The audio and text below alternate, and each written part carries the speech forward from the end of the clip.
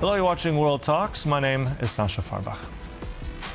From April 28th to the 30th, Poland's top diplomat, Radosław Sikorski, is in Algeria for a two-day visit aimed at strengthening ties with a key North African partner. Now, the visit comes as Poland redefines its approach to Africa, shifting toward long-term capital presence, technology transfer, and sector-focused cooperation in areas like IT, agriculture, and industrial supply chains, with sub-Saharan markets increasingly seen as the next frontier.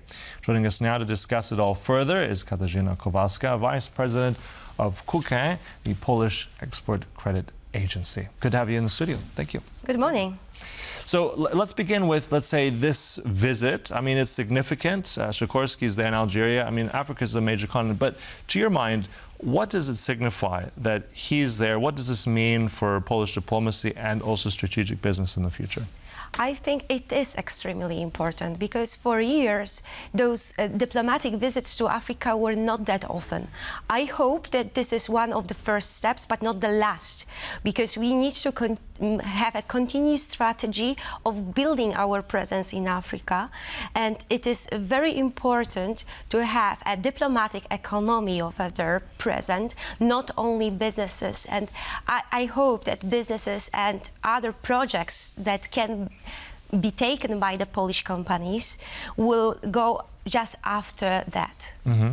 Now, perhaps an easy question, but Africa is a massive continent. So why Africa now? And when you said our presence, Polish presence, what can Poland bring to the table in all this? I think that Poland can bring a lot to the table, but let's make the step back and be honest. Poland is not yet very much present in Africa. As, for example, we are now working on one project in Eswatini. As most of the Poles, when you will ask where is Eswatini and about the country, if it even exists, most will say that they don't know where it is. It is a little bit the same with Poland in Africa. Many people in Africa and within many countries, they don't know exactly what they should think about Poland. So this is why we need to build there our presence, and the visit that you have mentioned is that much important for that. And yes, we don't have those historic ties. That is important, and this is advantage in most of the time.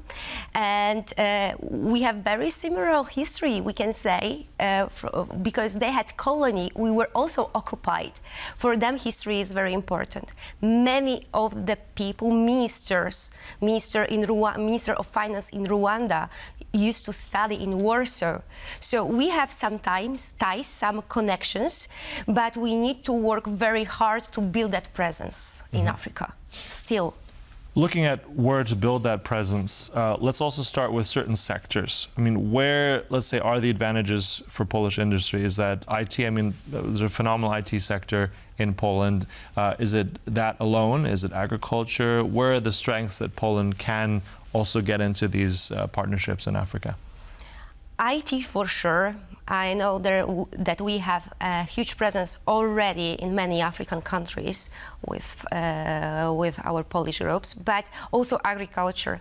Agriculture is something that is, in my opinion, the first thing and very much important to enter there.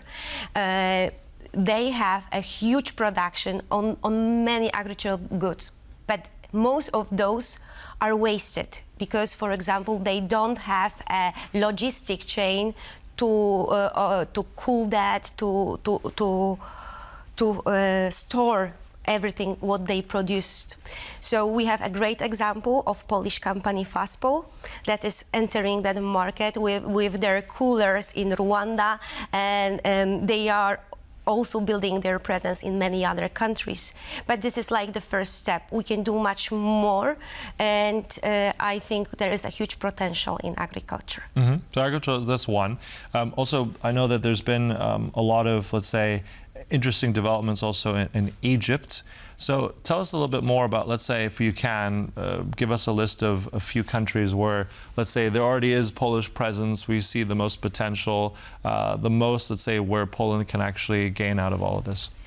It is a very hard question, to be very much honest. At the moment, we are working on a number of projects in many countries of Africa.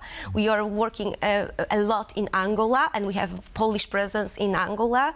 We have just now finalized huge transaction in Nigeria, where we did it with United Kingdom, our sister company from UKF, and even King Charles was mentioning the transaction.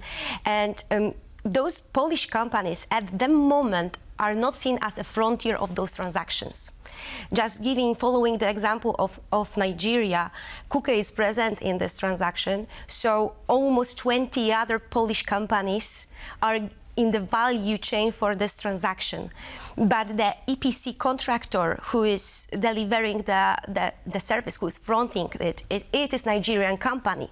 So very often within those big transactions, infrastructure transactions, we have quite significant presence of Polish companies, but due to the fact that they are not fronting those transactions yet, they are just hidden in the value chain, but this value chain might be very much important.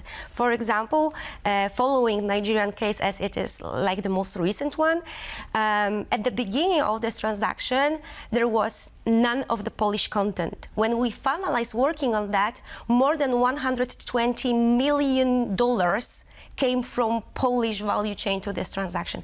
And this is very important from our perspective. Maybe this is not yet the time that Polish companies are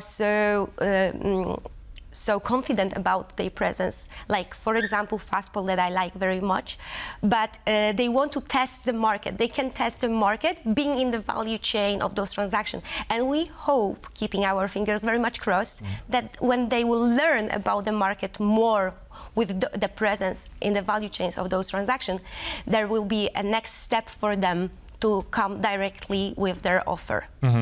It's a hard one because it includes so many countries that you also mentioned, and it's good to hear that there's already a certain steady, let's say, beginning there. But if we're looking at Polish companies, Polish entrepreneurs, where do you sense also for them the greatest challenges right now if they're considering some kind of expansion or partnerships with Africa? If I may be honest, in my opinion, this is patience. We know that, especially those companies that are present globally, they know that culture differs and business culture differs among the countries. And it differs a lot also in Africa. And it differs a lot in between African countries as well, as we are not same as Spanish, for example. So the patience is very much important because the way of doing business is different than it is in Poland. Sometimes things are taking much, much longer. It doesn't mean that they will not succeed in the end. But I think this is something that we need to learn. I heard about a few Polish companies, quite many to be very much honest, that entered the African countries, no matter which African countries, and they didn't succeed. They feel they failed with the first step. I think they should not stop with the first failure and being patient on building the network, building the relationships, as it is very much important, and being patient with the business. Also, in terms of, you mentioned earlier that this is unique because of Poland's history, that gives an advantage in terms of reaching out to many African nations. I'm also curious about, let's say, the advantage as well, Poland in the G20 this year as an invitee sitting there at the table in Miami at the end of the year. How is that dynamic as well? I mean, we have Sikorski now in North Africa.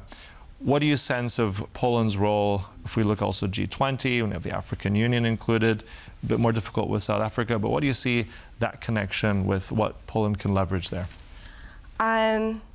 Let's start with that almost 50% of our GDP growth is coming from the export. And it is, I'm not a scientist, but it is proved that trade and international trade boosts the economy fastest. So we need to build our presence, global presence, not only in Europe, but also in emerging markets that grew very fast. You have mentioned Sub-Saharan Africa. Within the IMF forecasts for this year, most countries fastest developing countries are within Africa, and that particular region is going to grew 4.5% last year. So we need to build our long-term strategy if we want to grow as fast as we used to as Poland, also based on trade and based on trade with high-growing countries. And it is much easier for us, for Polish business, to enter the African countries than those Asian ones like China or India. We should follow those directions as well, but logistically and because of the competition and everything, it, in my opinion, is easier now to build the presence in those fast-growing countries of Africa. And also, I think a lot of fast growth for Poland as well, right? In terms of that growth, it's also very important. Exactly. Look, lots of potential there for Africa. Thanks for putting all that out to us. That was our guest, Katarzyna Kowalska, Vice President of Polish Export Credit Agency. Thank you very much. And thank you for joining us here on World Talks. We'll stay right here on TVP World for more. Goodbye.